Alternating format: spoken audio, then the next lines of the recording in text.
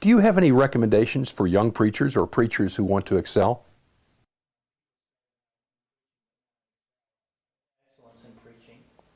Well, the first thing young preachers need in going out to the task is to be convinced of its necessity, to be convinced of the power and the relevance of biblical preaching.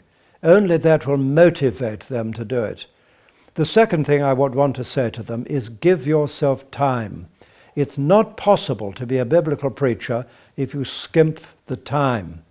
So what you need to do once you've chosen your text, and the process of choosing the text is another question, but once you know what your text is, then you need to read it and reread it and reread it and go on turning it over and over and over in your mind, meditating on it, asking yourself two questions. One, what does it mean? And two, what does it say?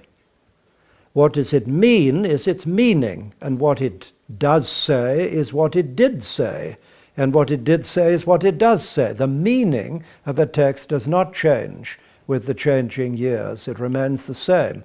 The meaning of a text is established by the author of the text. A text means what its author meant. And then, having asked what does it mean, the second question is what does it say? That is, we turn from its meaning to its message. And there we have to think about our congregation. Who are we going to preach to next Sunday? Are they young married couples? Are they teenagers? Are they elderly people who've retired? We try and visualize in our mind who these people are, and then comes the excitement of relating what it means to what it says, or the ancient meaning to the modern message.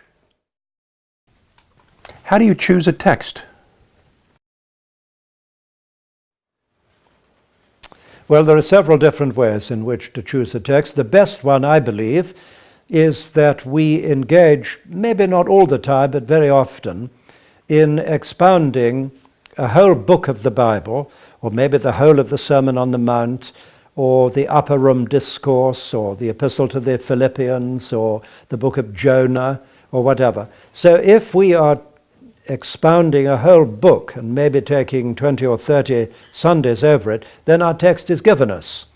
We know what it was last week, then we know what it's going to be this week. It's the next part of... That's the most healthy way in which to decide on a text. The second one, I suppose, is the season of the year.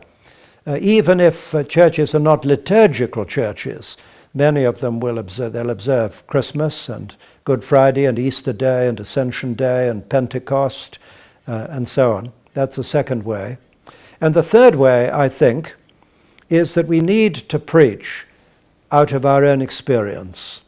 And while we're reading and studying the Bible every day, and ideas for sermons come to us while we're reading, I think it is a good idea to allow one's mind to follow.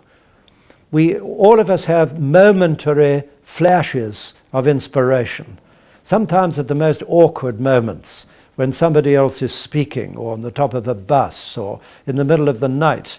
And I always say, seize these moments of inspiration. They're all too rare. But when we get them and God seems to be speaking to us, then I want to get out of bed and get out the notepad I keep at the side of my bed always and write down. Sometimes I prepare sermons in my dreams. My secretary is always very amused with this, and my study assistant. But I do. Sometimes while I'm dreaming, the sermon takes shape, And then, of course, I write it down immediately I've woken up. So seize the moment of inspiration.